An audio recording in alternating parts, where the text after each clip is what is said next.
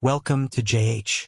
In this guide, we will walk through the steps to update your profile picture within ClickUp.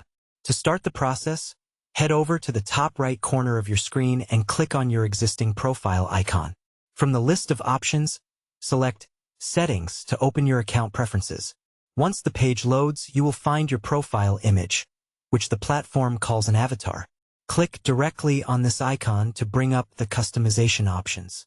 You can choose a different color or select Add Custom Avatar to upload a personal photo. Click on the Upload button, choose the image file you prefer from your computer, and then press Open.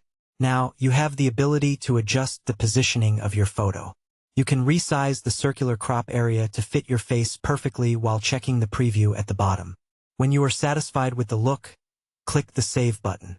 It is important to make sure the update sticks, so if the new image doesn't appear right away, simply repeat the upload and ensure you click Save Changes at the very bottom of the settings page to finalize the process.